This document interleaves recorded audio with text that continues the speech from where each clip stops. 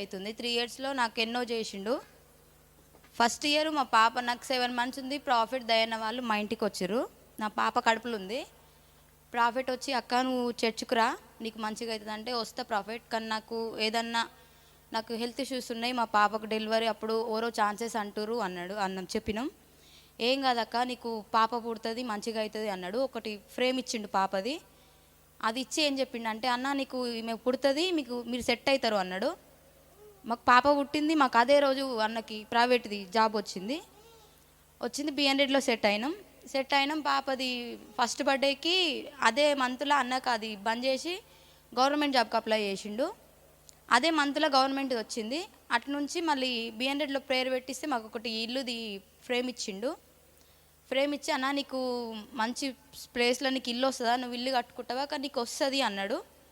మాకు ఇక్కడ లింగంపల్లి గేట్ దగ్గర 2 bedroom వచ్చింది. అది వచ్చిన తర్వాతకి మళ్ళీ నీకు అన్నీ మంచిగా అవుతాయన్నా, నువ్వు దేవునిలోకి వస్తున్నావు, దారి మలుతున్నావు అని చెప్పిండు. అట్లా అయినాక ఒకసారి యాక్సిడెంట్ అయింది ఆయనకి. తర్వాత సెట్ అయిండు. తర్వాత పాపకి ఫస్ట్ బర్త్డే వెళ్ళినాక ఇట్లా అంటే ఏం కాలేదు, ఇట్లా గిచ్చుకున్నందుకు బ్లడ్ ఇన్ఫెక్షన్ లాగా వచ్చింది. అందులోనే ప్రాఫిట్కు చెప్పలే, మేము హాస్పిటల్కి తిరిగినాం. చెప్పకుండా మామూలుగా ఆమెను తీసుకొని హాస్పిటల్కి వెళ్ళినాం. ఎక్కడ తీసుకెళ్ళినా పట్టలే, ఆమె చనిపోతుంది అన్నారు.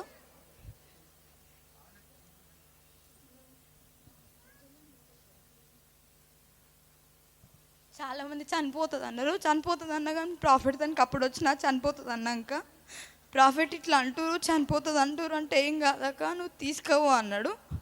తీసుకోపోయినా అక్కడ అడ్మిట్ చేసిన ఇక్కడ తీసుకొచ్చినా తక్కువైంది. ప్రాఫిట్ ప్రేయర్ చేసినాక తక్కువైంది. మళ్ళీ 3 days 4 days ఇక్కడ చూపించినాం, ప్రేయర్ చేయించినాం, మంచిగా ఉంది. మళ్ళీ అప్పటిదప్పుడే నిమోనియా వచ్చింది ఆమెకి.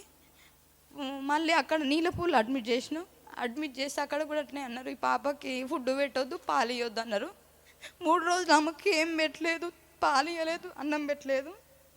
అమ్మకు పెట్టకుండా మేము తిన్నాము. అదొకటి. బతకదు అనుకున్నది బతికింది. ప్రాఫిట్ ఉండి ఏం కదక్క అందరికన్నా మంచిగా వేస్తుంది అన్నాడు. ఆమెతో పాటు చాలామంది అడ్మిట్ అయ్యారు. అక్కడ చాలామంది 10-15 రోజులు ఉన్నవాళ్ళు అంట. కానీ మాకు 3 రోజులనే తీసుకొని వచ్చినాం, తక్కువ అయింది.